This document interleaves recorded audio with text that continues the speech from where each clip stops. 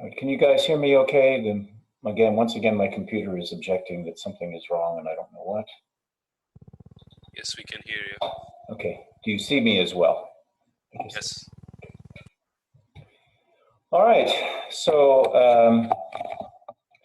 well, since I'm asking you guys questions, so I finished marking up my comments on your exam papers, and then I totaled them up as well, and then I hit submit on Canvas. I don't know what that does. Do you guys get those papers back? Do you have a way of accessing now your exam papers? Did anybody try that? I could see small feedback notes on my exam paper. I could see my original paper, and there were a few remarks like good, okay, Yeah, kind of. Right, that's it. That's all I wrote. I didn't, this is the first time I've actually used this process of using Canvas to collect and return the papers, and I didn't know if it worked out for you guys. So yes, your papers should all be there. I made comments when there was something that I needed to correct. For the most part, you guys did pretty well on just about every question, so that was great. I took off a point here and there for something that I thought was a little bit, imperfect. Rather than make detailed comments on everybody's paper, because I couldn't always figure out how to do it, I wrote up an answer key, and I just sent you guys an email a few minutes ago to give you the URL for it. So that's where I put the comments that I was starting to make on many of your papers. I thought I could flesh them out there a lot more. So like, for instance, on that binomial theorem question, quite a few of you wanted to write out the binomial coefficient as a fraction, a ratio of factorials and stuff. And well, that's fine, except when you start reducing it mod p, the temptation is to want to reduce the numerator and denominator mod p. And if you're not careful about handling fractions with modular arithmetic, you can make mistakes. So I tried to clarify that in the answer key, and similarly with comments on all the other questions. So I wrote those up, and I also put in a curve. So I told you guys at the beginning of the semester that I would use a raw score conversion to get a letter grade if that was advantageous to you, but I would also set up a curve. I actually adapted my curve a little bit, excuse me, for the present circumstance, but it seemed to match what I would have assigned anyway as my assessment of how your paper looked in terms of a letter grade. So I'm plowing ahead, continuing on the assumption that we're going to report letter grades this semester. You guys know that they've changed the provisions for declaring a pass-fail or for taking a Q drop, and I've spoken to a couple of you about that. If you don't like the grade that you end up with at the end of the semester, you can change it. But in the meantime, I am going to compute you a semester grade, just like we said in the initial syllabus. Did you have any comments or questions about like the answer key? Did anybody have a chance to look at it already? Or the comments that I wrote on your papers? I have a quick question about the homework. Right now, it's not possible to submit homework 8 on Canvas. Somebody else told me that as well.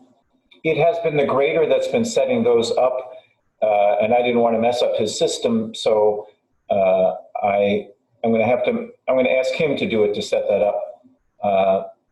Maybe try over the weekend, give me a day to get in touch with the grader and see if I can get him to set it up. Otherwise, I'll just make a link for you guys, a place where you can submit the papers. All right, so the deadline is not today. Oh, no. Oh, heavens, no. I think I said it on, didn't the last class, didn't I say it was going to be due on next Wednesday? I think. I thought I remembered saying that. Sorry. Yeah. Anyway, yes, don't try to turn it in today because you can't.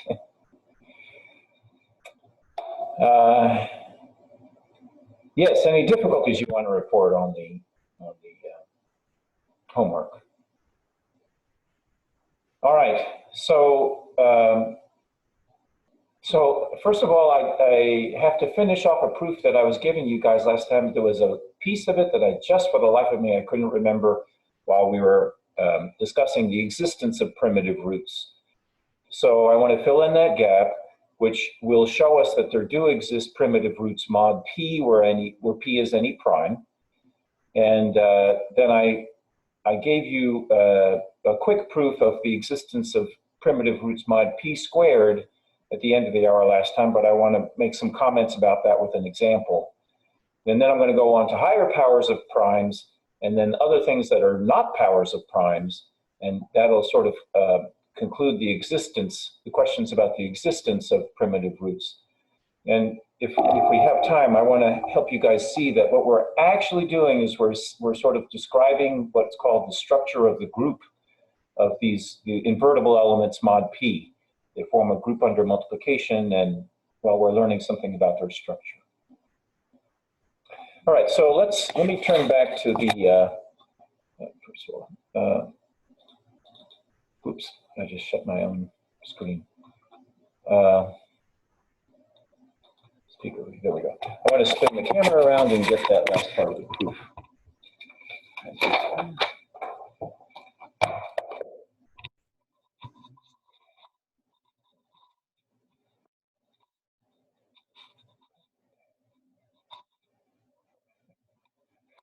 Never get that stupid thing organized. All right, so this is the proof that I was setting up for you. I was trying to show you, the claim was that there exist primitive roots modulo a prime. That's the one we're going to start with. And more generally, I claimed that there's a kind of a lot of them. In fact,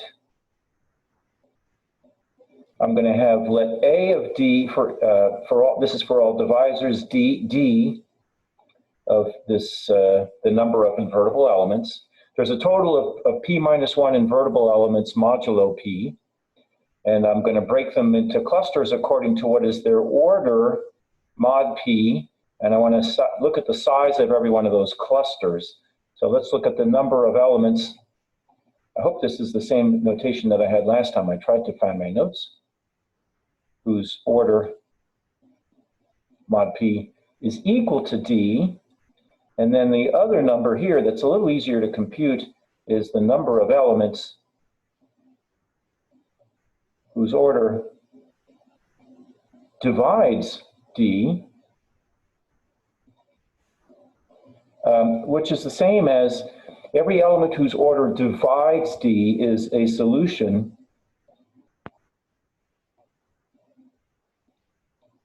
of this equation. Oops, yeah, mod P.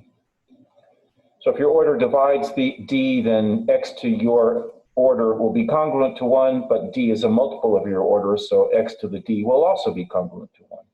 And conversely, if X to the D is congruent to 1, then we know the order must be a divisor of D. And the starting point that makes primes different from everything else was an inequality due to Lagrange that the number of solutions to a polynomial equation is less than or equal to D. On the other hand, that's for some of the divisors, well, for all of the divisors, I get some information. From Euler's theorem, I get more information about just one divisor. That this inequality turns into an equation when you go all the way up to the biggest divisor of P minus 1. Now, the theorem, though, is about the A's. We want to know how many elements there are whose order is exactly D, and in particular, I want to know the number whose order is exactly P minus 1. And that was, so I need to know what is A of phi minus 1. I want it to be non-zero. Really, I just want it to be non-zero. But the claim that I'm actually going to show is that A of D is going to be equal to phi of D for all divisors D.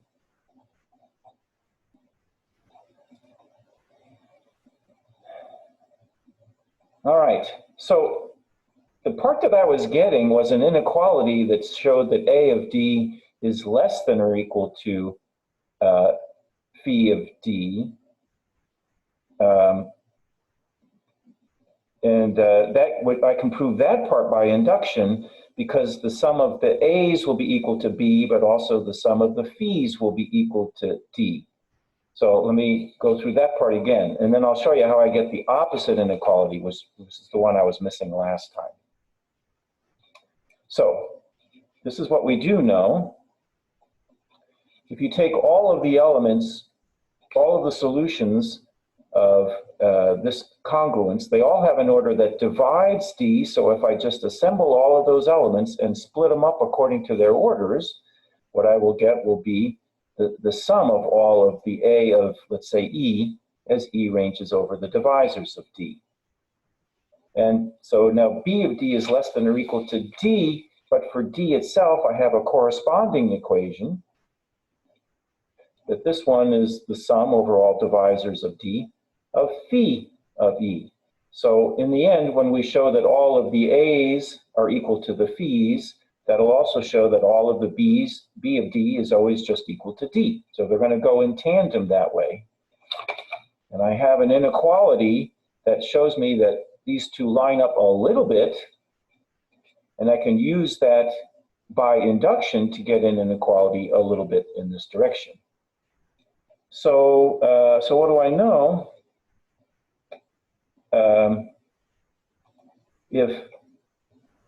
If phi of E, sorry, if A of E is equal to phi of E for all divisors E that are strictly less than D, then when you subtract B of D minus D on the left-hand side, on the right-hand side, you'll get all of these differences of A of E minus phi of E, and those will all be equal to 0, and all that will be left will be A of D minus phi of D. So the fact that B of D is less than or equal to D means that A of D will have to be less than or equal to phi of D. Oops, sorry, so A of D is less than or equal to phi of D.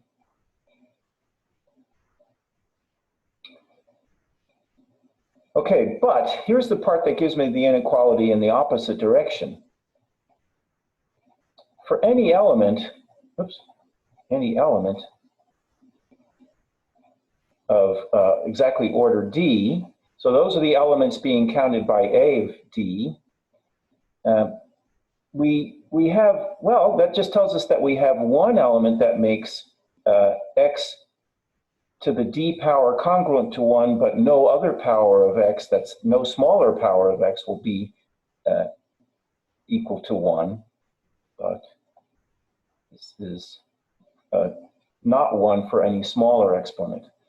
Okay, if you get one solution, then you get more, because you can easily count other solutions to this congruence by simply taking powers of the first one that you get. Specifically, if you have an element whose order is D, then taking all of these powers x to the k, well, on the one hand, it satisfies this congruence as well. In other words, if I take x to the k and raise that to the dth power, that's the same as x to the dth power to the k, but x to the d is congruent to 1, so that's congruent to 1 as well, 1 to the k, which is 1. So each x to the k will be an element whose order is at most D. In fact, it's a divisor of D. But under some circumstances, and I know exactly what those circumstances are, the order of x to the k will again be exactly the same D. So let's write that down. So here's the claim that I needed. This x to the k has order exactly D if and only if D is coprime to k.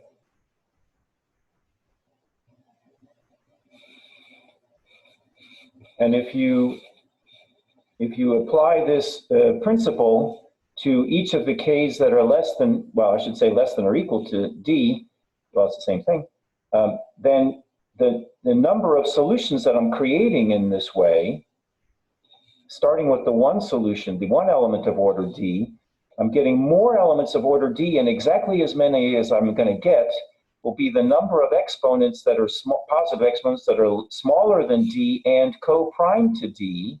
In other words, there are exactly phi of D of them. So as soon as I prove this claim, then the conclusion will be that there exists phi of D such elements of order exactly D that are just among the powers of the first one that I found. When you find one element of order D, then you get a whole cluster of them just by taking all of the exponents from 1 up to D, take K, all the values of K from 1 up to D that are co-prime to D. And this is exactly how many such exponents there are. So as a consequence, you discover that A of K is actually a multiple of phi of D. Every single, oh, sorry, A of D. Every single element of order D that you find immediately gives rise to this many others, or this many in the set. And the conclusion then is that you get A of D is greater than or equal to phi of D. So there's my opposite inequality that goes with, now where did I have it already? It's been a long time.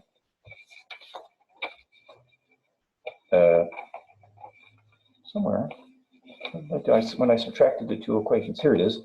A of D was less than or equal to phi of D. Now I'm going to get A of D is greater than or equal to phi of D, and you put the two of those together and you conclude, finally, that A of D is equal to phi of D. So once you have this inequality for smaller numbers than D, by induction you get an inequality in the one direction, but just by comparing the two kinds of equations that sum over divisors. You get the inequality in the opposite direction. This is the one I was missing last time. By recognizing that your solutions, your elements of order D, always occur in clusters like this. So that's the part that I need to prove in here. And it's actually the kind of thing that I was going to emphasize today anyway, helping you see the structure of these, what are called groups, these multiplicative groups. All right, so what is the basis of this claim here? Well, if you actually wanted to find the order of this element x to the d, so proof of claim,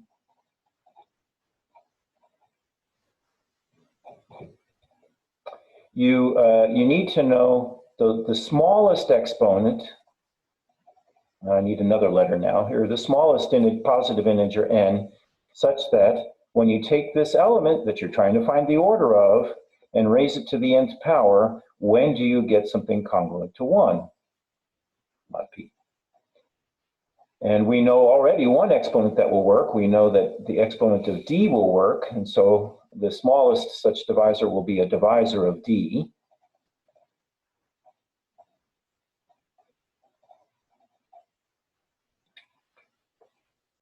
But now I'm going to prove this if and only of parts in both directions here. So let's show that if it's a proper divisor of d, then that means that k and d have a common factor. And then in the reverse, I'll say that if k and d don't have a common factor, then no, there won't be any smaller exponent than just d itself.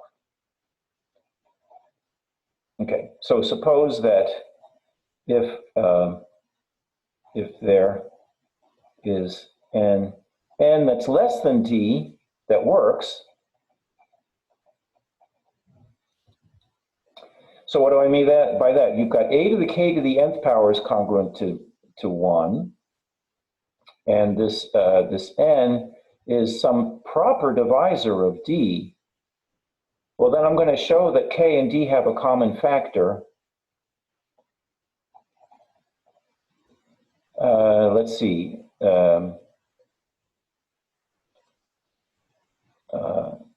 Well, just do it this way. If if n were co-prime to d,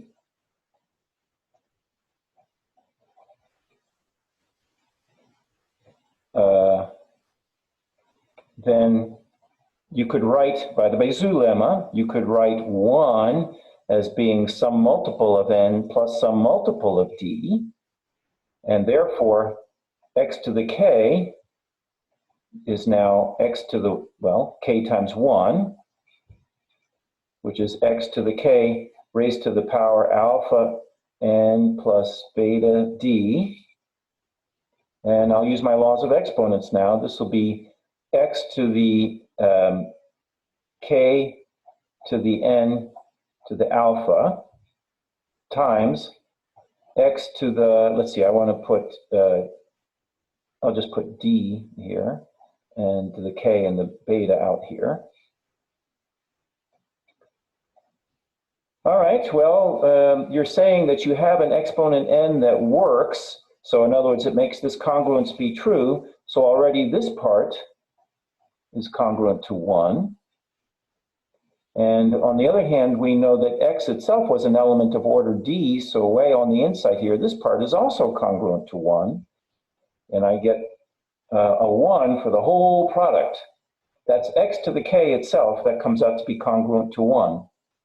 So again, I thought I might have had this x to the k, some exponent on it, some smallish exponent of it gave me a 1. And then I found out why that happened. It was because x to the k was already equal to 1. That's a problem. That can't happen because I said in the beginning, I'm only using exponents k that are smaller than the order of the element. So there's not supposed to be a lower exponent that works that ever gives you something congruent to 1. Okay, so if one of these powers of x, a smallish power of x, manages to have a lower order, then that means that that power that you used had a common divisor with d. You couldn't make the GCD be equal to 1. So that's half of the if and only if statement in this claim. This is the half where if you assume that the order is less than d, that shows that the GCD is equal to 1. Now we'll go in the opposite direction. So now suppose that this exponent we're using is co-prime to d, then I have to show, we'll show that the order of x to the k is exactly the same as the order of x itself. It's just the order, this d, that there's no lower exponent that will work. Of course, x to the k to the dth power, that part is for sure congruent to 1. But I'm going to show that you can't have any lower exponent. And I'm going to use the Bézout lemma again, because now I'm assuming that k is co-prime to d, and so it's not a hypothetical that I would be able to write an equation like this. Now I know that I can write an equation like this. So use Bézout to write the GCD as a multiple of k plus a multiple of d. We're using the coprimality of k and d here, by the way. Just don't get these confused. Here it was the coprimality of n and d. All right, and now I'm going to play the same kind of game as I had on the previous one. Hang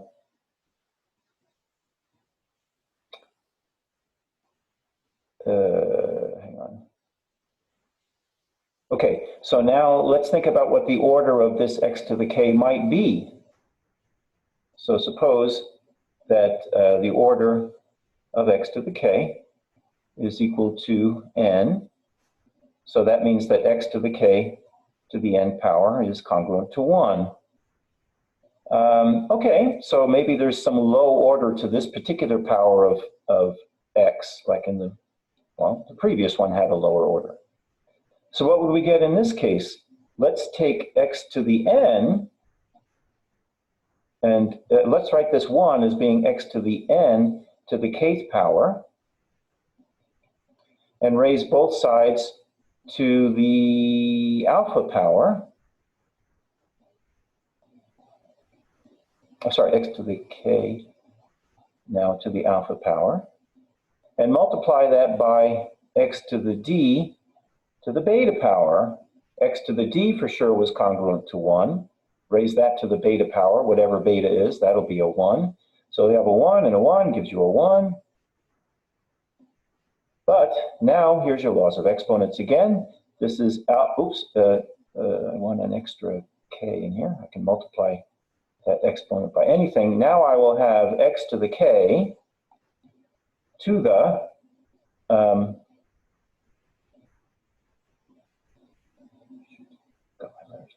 x to the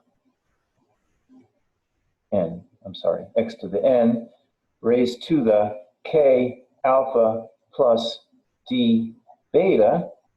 And we chose the numbers alpha and beta so that that giant exponent was just equal to a 1. So when you thought that maybe this power of x had order n,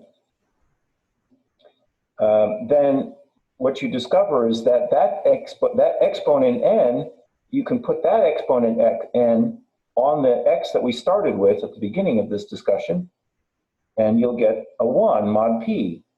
In other words, this n now becomes a multiple of the order of x.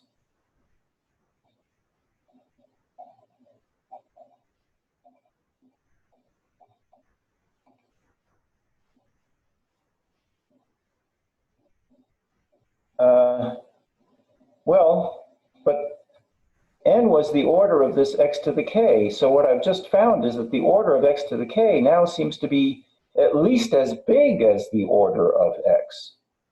So now the order of x to the n is greater than or equal to, it's a multiple of, so it's greater than or equal to the order of x. And since the order of, we already proved earlier that the order of a power of x is always a divisor of this, that means that this greater than or equal to sign has to be an equals sign. Or to say the same thing in another way, if you thought that you had some power of x that had a lower order, okay, well, maybe this power of x might have a lower order, but then if you find a lower exponent, sorry, if you have a lower order here, that becomes a lower number than d that you put on the x to give you something congruent to 1. And that would violate the definition of what order means. When I said the order of x was this number d, that would mean that d was supposed to be the smallest exponent that you could put here. So if you decide that that order is a number that's smaller than d, you would get a contradiction. So it can't be smaller, it has to actually be the very same as the order of x. That's the number d that I've been playing with. All right, so this much is the proof that says if you take an element of order d and you do raise it to an exponent that's co-prime to d, well, you won't change the order. And the previous part says, yeah, well, if you raise it to an exponent that's not co-prime to d, then you'll end up lowering the order. And you put those two together and you have found exactly the combinations that keep the order at exactly d. It's exactly the ones, the exponents that are co-prime to d. And there's phi of d of them. And that's what tells me that the elements of order d occur in these clusters of cardinality phi of d. So I know it's probably just me that really cares about extending this proof over 2 days, but I felt kind of irritated that I wasn't able to finish this proof with you guys last time. But now I know we proved last time that these elements of order d were comparatively small in number. We knew that they were always fewer than phi of d, less than or equal to. And today I gave you the opposite inequality by induction. So that proves that really a of d is always phi of d. That's exactly how many elements of order d you're always going to find. And as a consequence, in particular, there's not only do there exist primitive roots for when you're working modulo of prime, but there exists exactly phi of p minus 1 of them. All right. I made myself happy by finishing that proof. Does anybody else have comments or questions that you want to make on this one? All right. That's for primitive roots modulo p. Now, I've described this idea of being a primitive root as, with a completely general modulus. It's just a question of, well, can you find at least one element that has a really high order? And because that would give me one element of the multiplicative group that will sort of generate all the others, in the sense that all the other elements, all the other invertible elements will end up being powers of just this one. So that would be nice. And we've got the situation under control when the modulus is prime. And we talked last time about what happens when the modulus was the square of a prime, and I started working out some numbers for you. Let me see, I'll write this down somewhere. Oh, here it is. No, that's not the right one. It's modulo 29. I don't remember where I wrote it. So here's an example. And I went looking for the smallest possible example that best illustrates my point. And I found one, but I got to warn you, the numbers are not as small as I wish they would be. So here's the situation. If you let's have P be 29.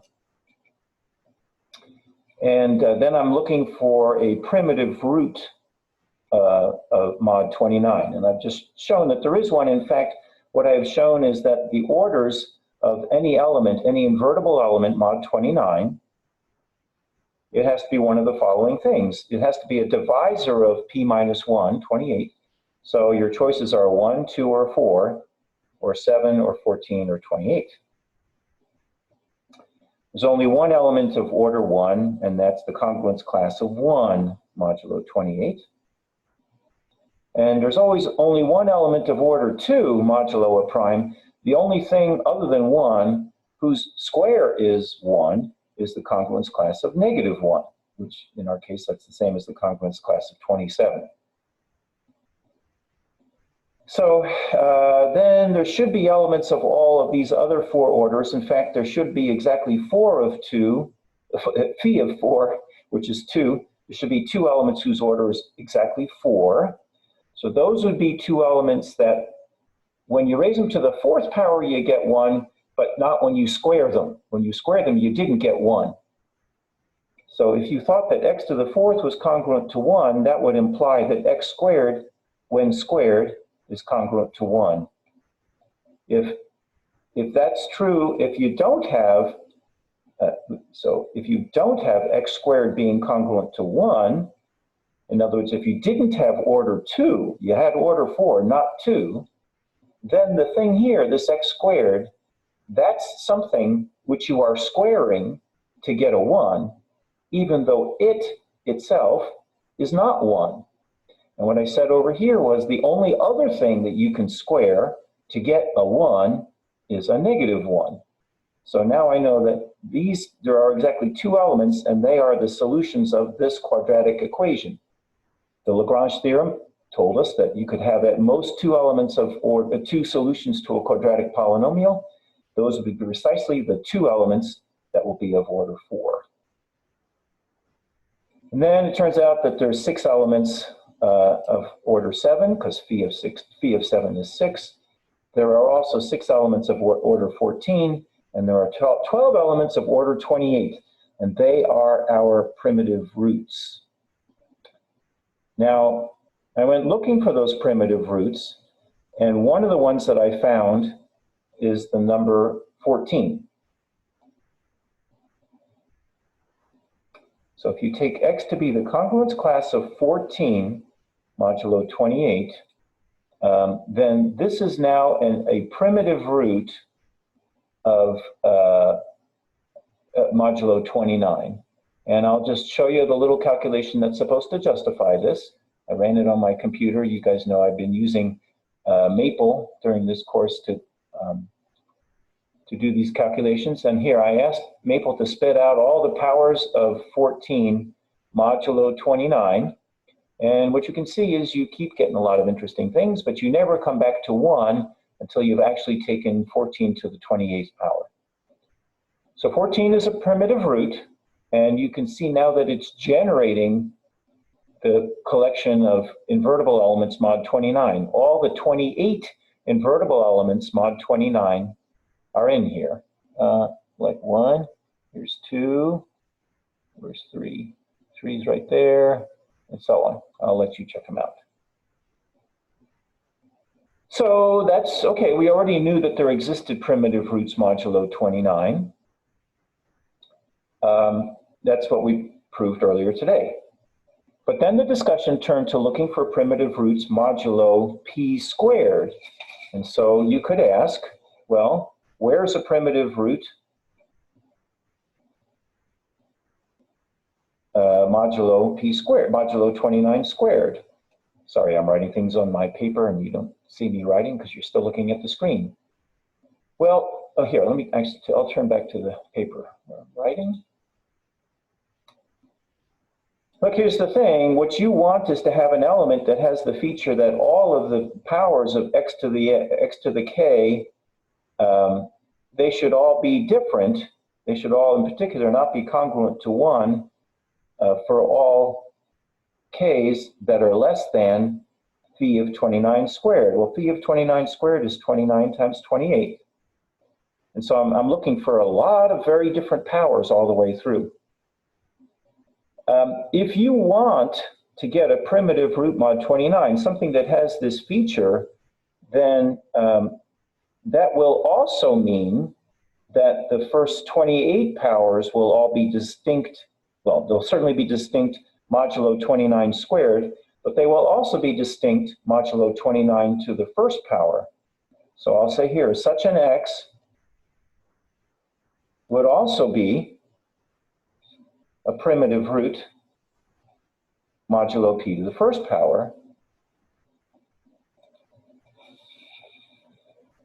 And so you might think, well, okay, let's see if I can just use that same 14 that I just found that worked as a primitive root modulo 29. So does x equal 14? So now this 14 means I'm looking at the congruence class of 14 modulo 29 squared. So does that work? Is it true that all of those exponents will be less than or, using any, is it true that when you take all the exponents that are lower than 29 times 28, is it true that x to the k will be different from 1 modulo 29 squared? I mean, they look like they're not going to be congruent to 1 modulo 29 squared unless they're at least congruent to 1 modulo 29. So for sure, the first 28 or so, 27, no, that's 28 different powers. They're all going to be distinct mod 29 squared because they're distinct mod 29. But once you get past the 28th power, then we have to think a little more carefully. In fact, let's ask the machine to do these calculations for me, not modulo 29, but modulo 29 squared. So, okay, I'll share my screen.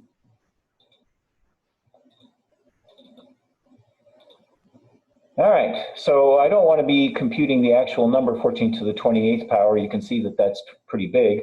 The machine is actually clever enough to do the squaring, rather to raise all the powers of 14. It does all of its calculations modulo 29 squared. That's a pretty small number. So here you go. Let's see what that comes out to. And sure enough, not surprisingly, these powers are all different from each other. The residues mod 29 squared are different from each other because you already knew they were different from each other modulo 29 to the first. In fact, you could recreate the previous list that I had by simply taking each of these 29 numbers and reducing them mod 29, like the 781 must be congruent to 27 modulo 29. But here's the problem. Look, when I got to the 28th power, 14 to the 28th power turned out to be not just one more than a multiple of 29, it turns out to be one more than a multiple of 29 squared. So the answer to this question of did the 14 work, and by work mean does it serve as a primitive root mod 29, the answer is no, because when I look at the smallest exponent on this number 14, that can give me something that's congruent to 1 modulo 29, the smallest k that does this is k equals 28 itself. So the order of 14 modulo 29 squared is the same as the order of 14 modulo just 29 to the first power. It's 28 in both cases. So that doesn't give me an easy way to find a primitive root modulo 29, excuse me, modulo 29 squared. I keep saying that wrong, 29 squared. But the recourse to this is to still take advantage of the congruence class that worked mod 29, the primitive root that you had mod 29, and sort of reimagine it modulo 29 squared in a different way. So this time what I would do is I would try instead taking x to be this congruence class modulo 29, modulo 29 squared. So this obviously I can add here, that's 43. Now, this isn't really any different from what I did at the beginning of the page here. If you think about just doing all of your work modulo 29, if I go back to my computer and start asking for the powers of this number, just modulo 29, well, mod 29, these two things are the very same. And so all of the powers of 43 computed modulo 29, I'll get exactly the same as that string of exponents that I had. Oops, it's at the top of the page. Let me bring it down a little bit. Why is that not working? Yeah. I'll get exactly this string of 28 numbers. You put a 43 where the 29 is, and since you're doing all of your calculations mod 29, nothing will change. Not only is 43 a primitive root mod 29, it's the very same primitive root mod 29 that we were just discussing. However, the powers of 43 modulo 29 squared are a little bit different, because now if I go back, let me turn the screen sharing off, go back to my paper here, because now when I start looking at the powers of 43, well, 43 to the first power, it's 43, obviously, but I'll write that as 14 plus 29. 43 squared, I'll now get that by squaring the previous line using the binomial theorem. So I'll get 14 plus 29 times 2. And next will come the cube, which will be 14 plus 29 times 3. Now I'm ignoring the extra term that the binomial theorem would give me, because that is a multiple of 29 squared. It's just 29 squared in this case. The next line in the binomial theorem here would be this, if I wrote it out in full, but you can see that each of these additional terms is a multiple of 29. And so forth. It'll go the same all the way through all of these powers. Oh, sorry, I should have written a square here and a cube here. And I'm sorry, I'm messing up the formula for the binomial theorem. But it's not a problem really, because watch what will happen when I get to the 28th power. I'll have 43 to the 28th power, and if I'm doing my calculations mod 29, here's what I'm going to get. I'll have the same as the 14 to the 28th power, plus the next term is 29 times this exponent, 28. And then now you'll have 14 to the, what will it be, 27th power. Well, that first part here is congruent to 1 modulo 29 squared. That's exactly why I'm pursuing all of this, precisely because I did have that funny observation. 14, the pair of 14 and 29 was kind of unusual. You had the small primitive root, which you try modulo p squared, and it doesn't work modulo p squared. But because of that, I know that what I'm going to get when I take 43 to the 28th power is going to be that 1, plus I'll now have a multiple of 29. It'll be precisely 29 times, And this exponent of 28, the reason that that's showing up is that that's 29 minus 1, right? The exponent that we're talking about in this discussion so far is the p minus 1. So I'm writing it in that form, p minus 1. And here we have this primitive root of mod 29 being raised not to the 28th power, but it's to the 27th power. So it's actually the multiplicative inverse of 14.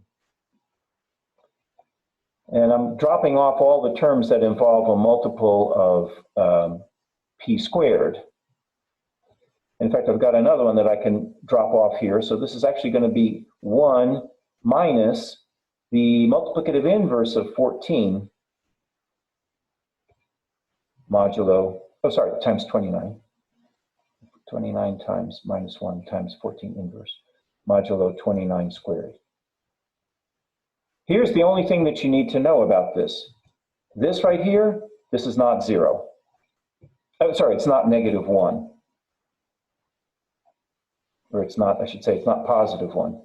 And the result of that is that when you raise 43 to the 28th power, you have not yet gotten back to a 1. All these exponents that I've done, I know that all these first few exponents are not going to be congruent to 1 mod 29, because they're not even congruent to 1. They're not going to be congruent to 1 mod 29 squared, because they're not even congruent to 1 mod 29. This was my first chance to get something that might be congruent to 1 modulo 29 squared. And it looks like it might be, but it would only be a multiple of 29 squared if all of this stuff comes out to be 0. I was right the first time. And it's not. It's a multiple of 29, all right, but it's not a multiple of 29 squared. It's going to be exactly the multiplicative inverse of the primitive root I started with, multiplying p to the first power. So that's not a multiple of p to the second power. So actually, this is enough to convince me that 43 will be a primitive root modulo 29 squared. 43 raised to any power can't be congruent to 1 modulo p squared unless you already had 43 to the kth power congruent to 1 modulo p. And since 43 mod 29 is the same as 14, we know that won't happen unless k is a multiple of 28. Because the 43, same as 14, was a primitive root modulo 29. So all right, now I took 43 to the 28th power, and what I got was 1 plus something, some non-zero multiple of 29. So here's what I wrote. I wrote 43 to the 28th power turned out to be congruent to 1 plus a non-zero multiple, let me just call it y, of the prime p itself. And at this point, if you think about the other multiples of 28 that you might have as an exponent, I'll use the binomial theorem again. Taking 43 to the 56th power now, that'll be 1 plus 2y's times p. That won't be congruent to 0, to 1, because this part is not a multiple of p. This one wasn't. 43 to the 3 times 28 power, yes, I know 3 times 28 is 84. That'll be congruent to 1 plus 3y times p, and that's not congruent to 1, and so on down the chain. When you take 43 and you raise it to an exponent that is a multiple of 28, that would be your chance to maybe get something that's congruent to 1 mod p squared.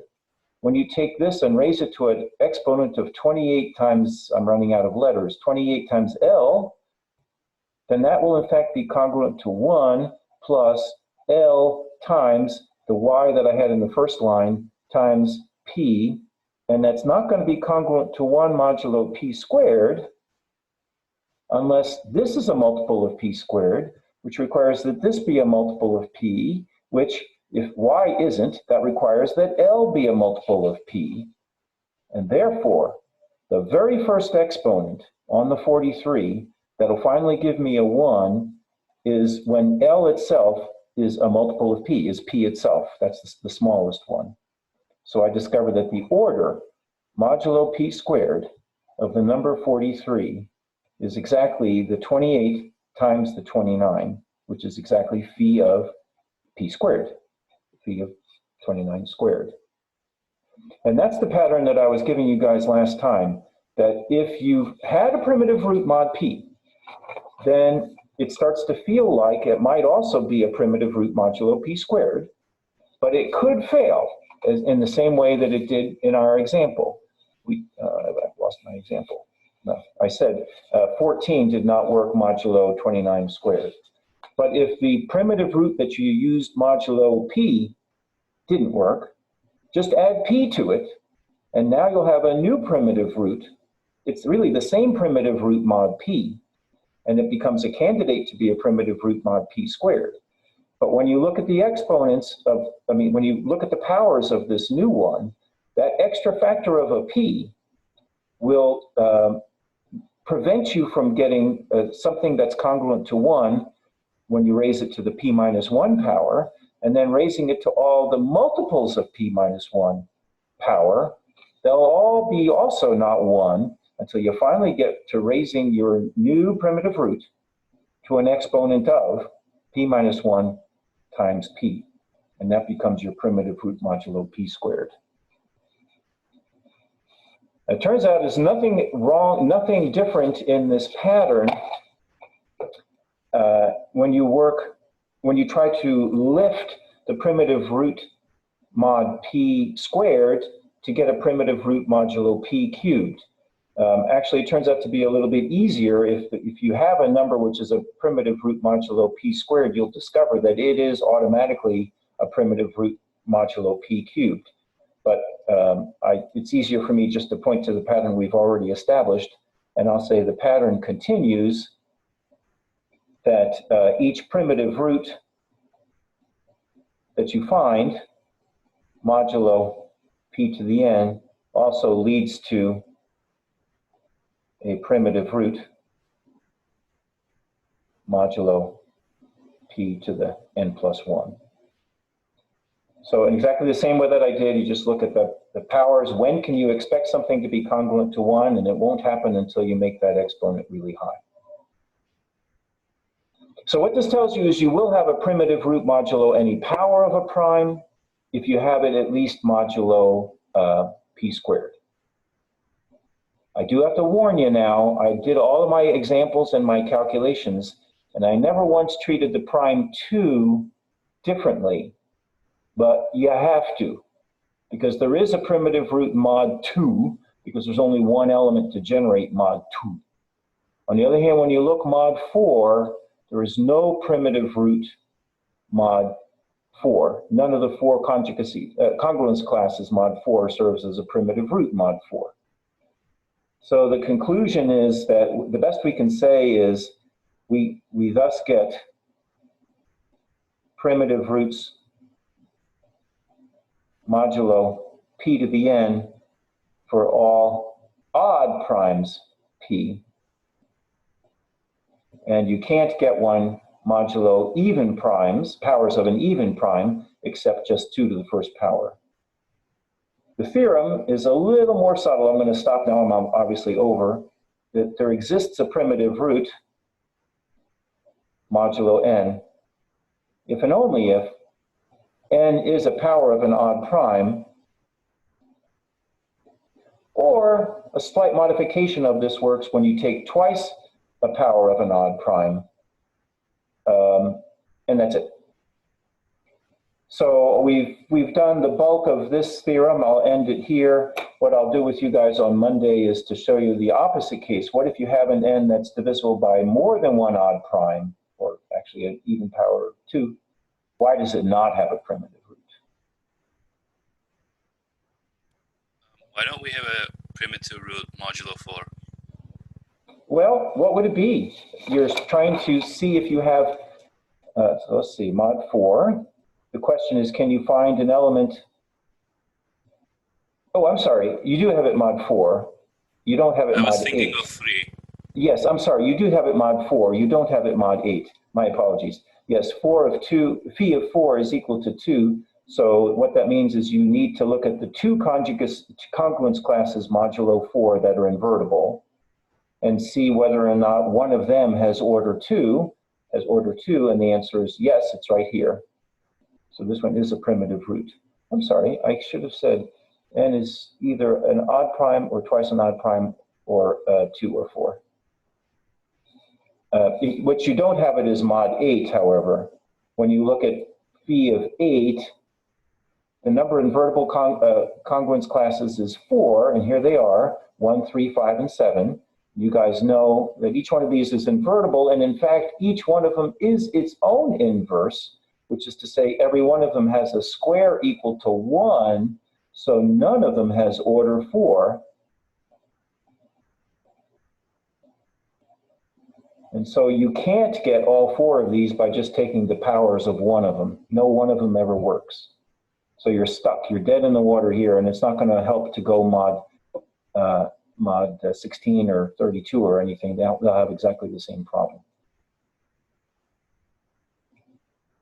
So good call. Thank you for catching me on that. All right, guys. I have my other students are taking an exam today. I may be seeing them in office hours because they were supposed to have turned their exams in at 2 o'clock, and now they might be complaining. But